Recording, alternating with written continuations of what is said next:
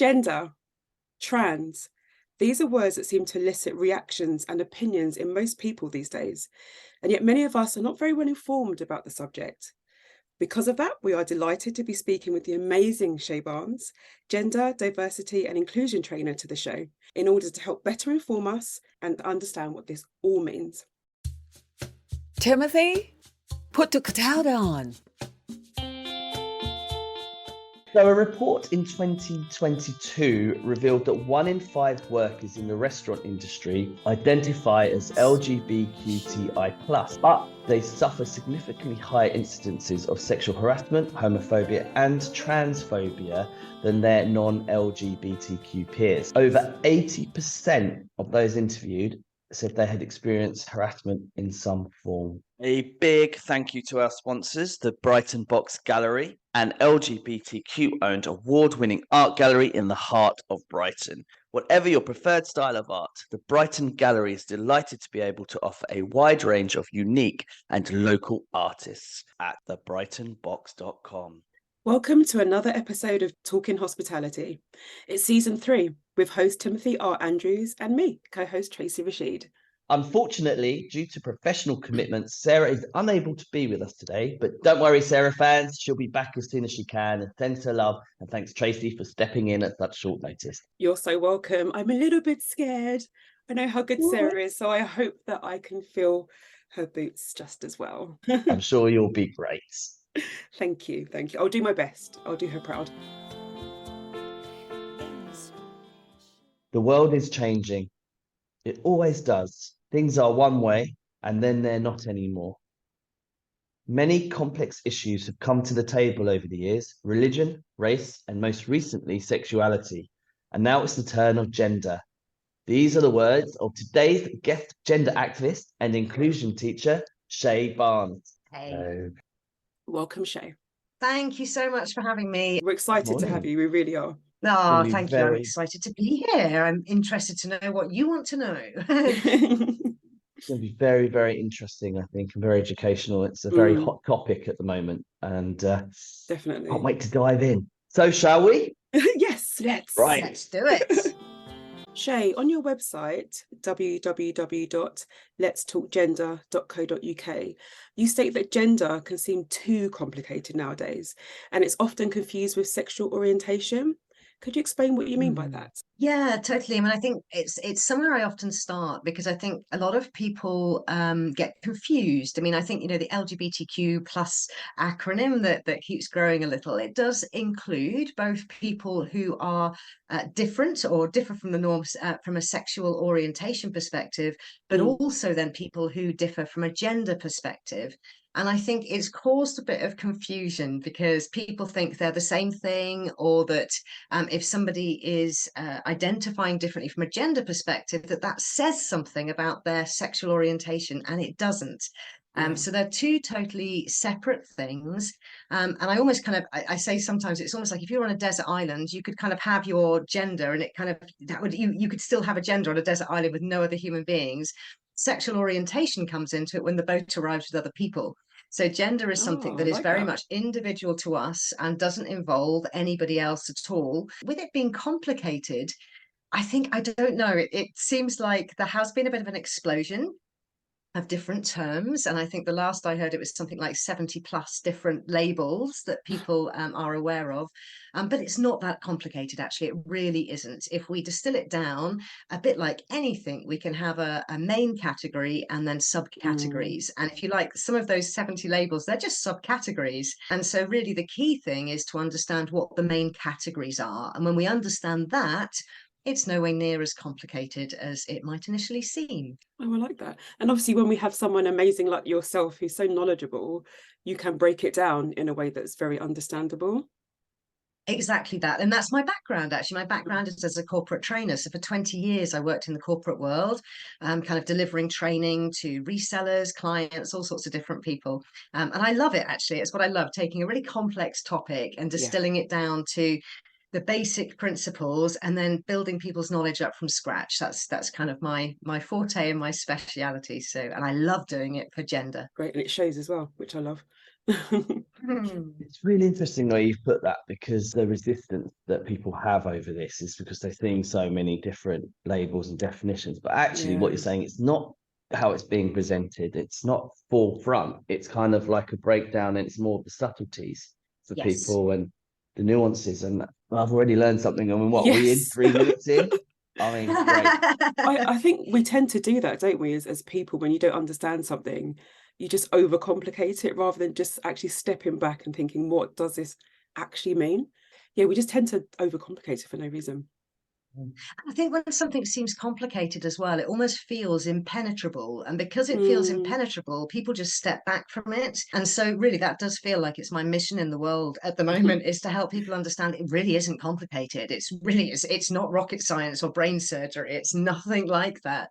And it is just really about taking, like with any training, you have to start at the beginning. And if you Yes. start at the end, nobody gets it. You have to take things in the right sequence, in the right way. And I have what I call a 4-step program that takes people from awareness through education to understanding, and finally to acceptance, because I Mm. believe it's through understanding that we really get to a point where we can accept people. If we don't understand, it can be really hard to accept. So, yes, education and understanding that are Yeah. vital.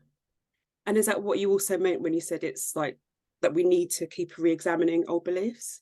It's that kind of movement and progression? Yeah, so I think it's really interesting. And I think one of the biggest objections that I get from people, or that people say, is it's like, well, it's clearly obvious there are just men and women. It's either XX or XY. Because that's what we were all taught, Mhm. wasn't it? That in the womb, a Yes. baby's developing, and it either goes down the XX kind of like slide, or it goes down the XY slide I love and that. arrives at baby boy or baby girl. And that's what we've been told. And we've been told that that then results in, boys have got high levels of testosterone and low levels of estradiol, or the female hormones, as they've been labeled, and that girls have the opposite. They have low testosterone and high estradiol. But it's a major oversimplification. It's, even though it feels like gender is too complicated, the problem is that what we were taught was far too simplistic. Mm. So, I mean, for example, this is something most people aren't aware of. There are actually 10 different chromosomal profiles.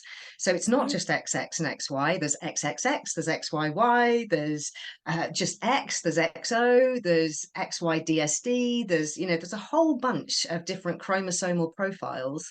And yeah, so this pink and blue kind of black and white binary story that we were told in school actually was just an oversimplification. The way you present it makes us think about how, I've got to be careful what I say these days, but like how in the past everybody believed the world was flat. Then the science showed that it was different, that it wasn't. And there are still Yeah. people who believe the world is flat. Mm-hmm. And it feels like that's how you're presenting it, that this is how it was. This is based on the beliefs that we had in those times. And even though it wasn't that long ago, but actually we're more educated now and we're learning more stuff. Like when somebody said the world is round, there's a resistance to it. Yeah. It's unraveling all of that. It's really, really fascinating. Mm. What's really interesting though, Tim, and this is even more interesting in a way, is when we go back in human history, we find that this binary gender thing was not actually the truth of it. And so when we go back in the archaeological records, there were way less differences between men and women, and it was actually Mm. something that was introduced. And so I don't know whether either of you have watched the Netflix series Ancient Apocalypse, but that's fascinating, and it talks Yes. about how kind Yeah. of there were civilizations back like 10,000 years BC that could actually build big things, and they did actually Yes. have quite advanced thinking. And back then, it's very clear from the archaeological record that we were what they call gender blind. We didn't see Mm. gender. So, like, we died for the same reasons. We ate the same food. We were actually about the same height. There was this kind of idea that we were two different things, was something that came in much later. And it's often pinned on the agricultural revolution. Mm. So it's often Okay. pinned on that, as in we suddenly started owning property and land, and then we would join with, a man and a woman would pair to create children to like essentially inherit the land, and that's why it was done. But actually, more recent things are pointing to the fact that actually it started when they started taking censuses. So when they started Okay. like kind of trying to essentially keep records of the population, they had to put us into categories, like how many of these have you got and how many of those have you got. They decided that men were the ones that would go out and fight and women were the ones that would stay at home and look after children and tend the hearth. But prior to that, it wasn't like that. It's really interesting how when we look at ancient texts, like even like ancient Jewish religion, the ancient Kabbalah, and the Talmud, they refer to trans people, they refer to intersex people. There are still cultures all around the world that recognize more than two genders. And so actually this whole idea that it's pink or blue or men and women and that's it was introduced. It's actually, we kind of threw out truth a while ago. We took on this new concept and now we're coming back to truth. We're refinding a truth that was actually there all along. And yes, science is helping with that, Tim. You're absolutely right, because at the forefront of science now, they're saying essentially that neither sex nor gender are binary. They're both a spectrum. While we get our heads around that, and because you yourself have had quite an interesting journey, some of which you've shared on your LinkedIn. I mean, your LinkedIn, by the way, if anybody's listening and haven't checked out Shay's LinkedIn, you should. There's some really amazing posts. Could you share with us how you became an activist and why gender matters so much to you? Yeah, totally. I was a good Christian girl, I suppose, growing up in a rural community. Didn't even think to question it at all, really. Then I became head girl of a convent school. It was an all-girls school. It was all just girls, girls, girls. And then we hit 15. And suddenly my friends started being interested in boys. And it didn't really make a lot of sense to me. I didn't really get it. I was still quite interested in my studies, getting like good grades. If I look back at photographs now, I can see the awkwardness, and I kind of like I have a whole load of compassion for little me, who I tried to wear makeup, I got it very wrong. I tried to do my hair, I got it very wrong. I tried to wear the right clothes, I got it very wrong, and generally looked a bit of a mess most of the time. But it was started to leave home, I suppose. And you know, we grow up with our parents, they teach us what they know, we live in that environment, we think it's the way the world is. Then we step out into the world, and once I got to university, I started to realize that there were options and things could be different. Very quickly, I started to realize my own bisexuality. And so that was a great time for me to kind of like realize that there was more to life than what I thought. And it kind of made some sense of some stuff that had been a bit weird for me Yeah. when I was younger. And then gradually, as I've gone out in the world, I suppose I've kind of looked at the world and I've started questioning this concept of men and women, and if nothing else, the disparities between men and women, right? You know, kind of like how we're treated so totally differently. Back in 2017, a friend of mine put a post up on the internet, and essentially they'd been in a supermarket and they had seen two magazines next to each other. One was Girls' Life and one was Boys' Life. And it still shocks me today. So the Girls' Life magazine was all about how to wake up pretty, how to get your first boyfriend, kind of like, you know, falling out with your friends, you know, kind of like how to do your hair in 100 different ways or whatever it might be. Pictures of girls all over the front looking very pretty and very done and very slathered in makeup. And then the Boys' Life magazine was all about, what do you want to do with your life? Do you want to be an astronaut? Do you want to be a Boy Scout? Like, look at scouting, look at computing, look at this, that, and the other. And so it was so obvious. It's kind of like almost like a mass conditioning, you know. Boys, you need to get a Yeah. career, you need to work, you need to provide for a family. Girls, you need to look pretty, you need to wake up looking pretty, you need to wear your hair in a million different ways to look pretty. And it just felt so wrong to me on such a deep level. So I reposted it and kind of said, this is shocking, you know, it's Yeah. 2017, like surely we've got to get over this stuff already. And I fell out with a really good friend of mine who came back with the argument, it's just XX and XY, this is the way we are, boys and girls are biologically different. Magazine retailers wouldn't be selling magazines like this if the people weren't wanting to read them. And so I kind of have reflected on that for a long time. And I thought, yeah, okay, that it's fair enough. There are some girls who really want that magazine, and there are some boys that really want that magazine. But there are actually some girls that would prefer to read the boys' Yes. magazine and some boys that would prefer to read the girls' magazine. So why are we genderizing it? Why can't we have teens magazine about careers, teens magazine about looking good? You know, why does it have to be gendered at all? And I was kind of asking questions about, what about those people that don't feel, you know, pink or blue, that are in the middle? You know, what about those people? Where's the magazine for them? And yeah, got very shouted down by my friend, who just told me it was nonsense and I should just get over myself. And I think it planted a seed and it's just grown. I started researching it all, and the more I researched, the more I found about different cultures, examples from nature, showing that gender isn't binary, and that actually we really are in this society forcing people into pink and blue and not really allowing for anything other than that. For our Amazing. listeners who may be completely new to this subject, what do you mean when you say XX and XY? In the main, when a child or when a baby is developing in the womb, generally their chromosomal profiles will go one of two ways. For girls, it's generally XX. It's kind of like they have two chromosomes that join together, and one's an X, the other's an XX. With boys, it's actually XY. So the X and the Y join together, and then they become a boy. But yeah, that is only telling kind of like a very small part of the story. And that's probably true, I would say, for about 90% of the population. It's as straightforward as that we have XX, we have XY. They then result in the hormone production. So if you've got XX, you will develop more estradiol. If you've got XY, you will develop more testosterone.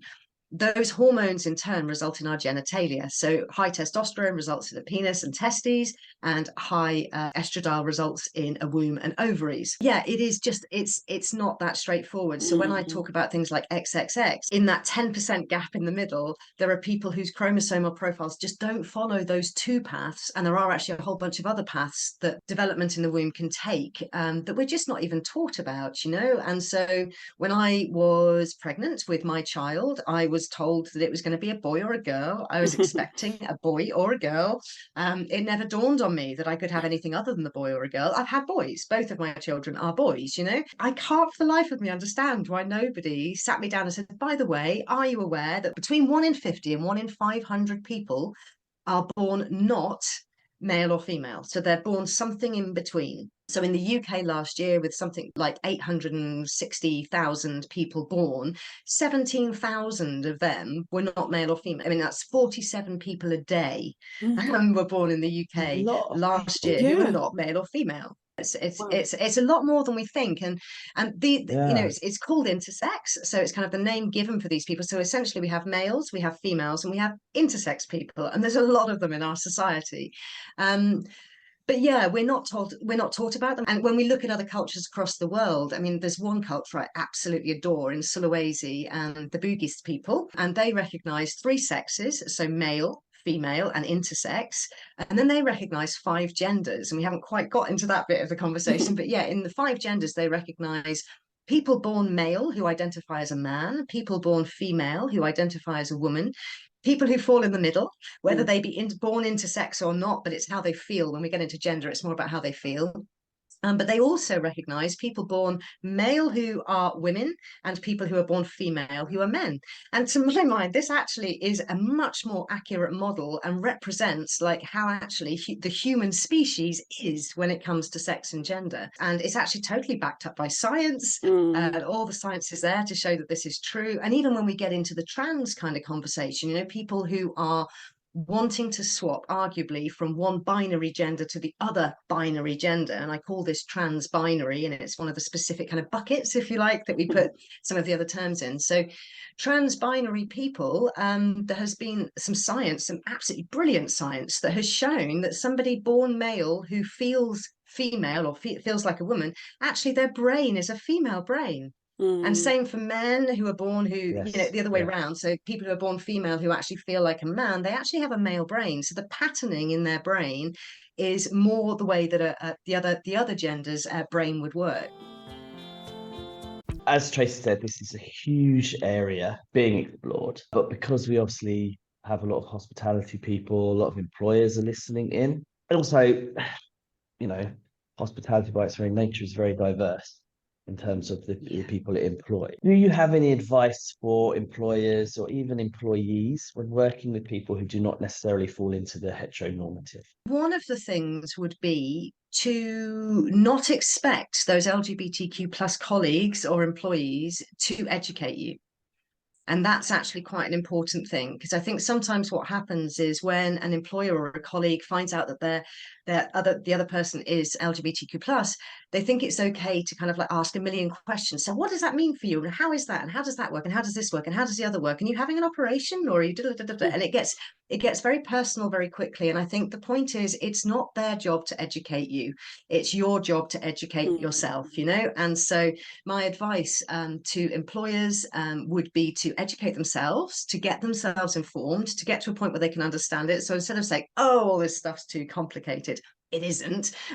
Just actually Which take we a now step know. forwards.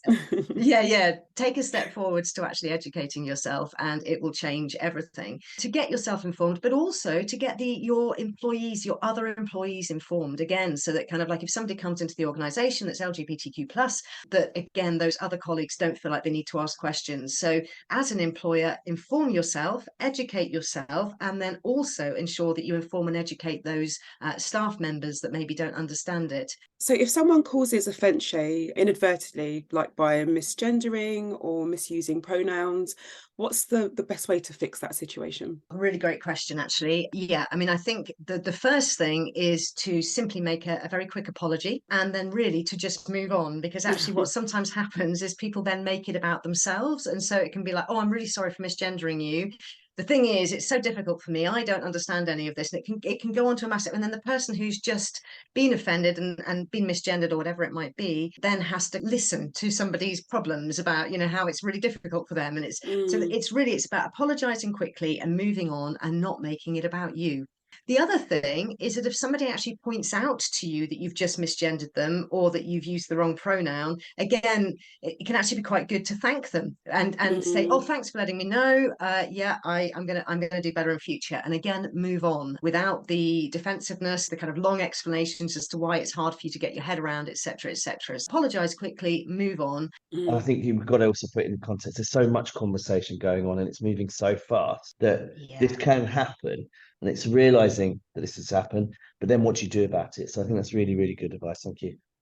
Wow. Thank you. I mean, this has been hugely fascinating. I've learned so much in this time, and it's such a shame that we only have half an hour to spend with you, because I'm sure there's so much more to uncover. Put the cuppa down. Question time.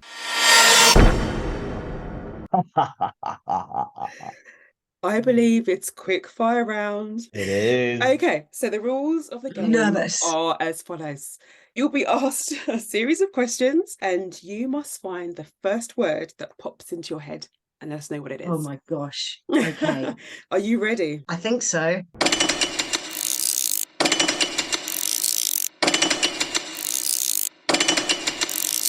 What did you eat for breakfast? Mango. Colour is your hair. Blonde, but dyed. Cherry Bakewell or fondant fancy? Fondant fancy. Sandals with socks or shell suits? Ooh. I'm going to have to go shell suit. Most used supermarkets? Tesco. In your group of friends, what role do you play? I'm probably the optimist, the eternal optimist, slightly annoying eternal optimist. What's your best habit? Oh, probably meditating. What is something you can never seem to finish? A book. If you had to change your name, what would you change it to?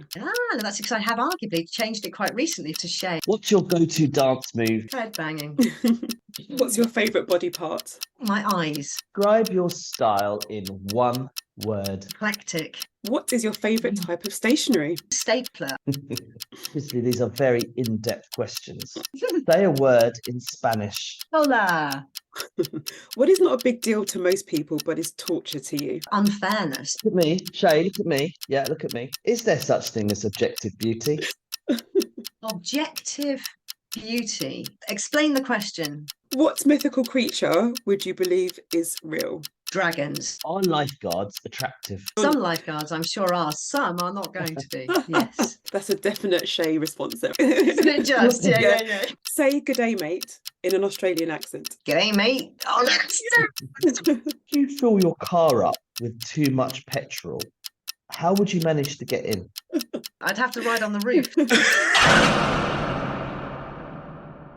And you're off the hook. So how easy was that? Great. I enjoyed that. I could have talked for another 5 hours, but yeah, I loved it. That was great. Thank you for being such a great guest. Thank you. Thank you for being such a great host. It's been lovely chatting to you. Shay, thank you very much. It's been really informative, and I think I'm going to have to listen to this podcast more than once. I think it's hugely educational, and I think We've barely touched the surface. Yeah, Yeah. really lovely meeting you. You Great too. energy. Thank you. You too. Bye. See you later. Bye, guys. Bye-bye. Without their help, we would not have been able to produce this episode. So a big shout out to the Brighton Box Gallery, www.thebrightonboxgallery.com. Sadly, that's all we have time for in this episode. But tune in next week where we have another fabulous guest who will be talking hospitality. And don't forget to like and subscribe wherever you get your podcasts. Thank you for listening and stay awesome. Timothy, put the cloud on.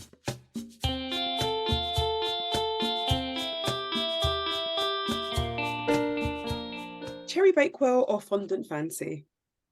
Fondant fancy. I've never liked cherry bagels. Don't know why. Love them. Love You them. haven't had one of mine, that's fine. Yeah, you haven't had one of Tracy's. Available from essenceofcake.co.uk. Thanks, Tim. Okay.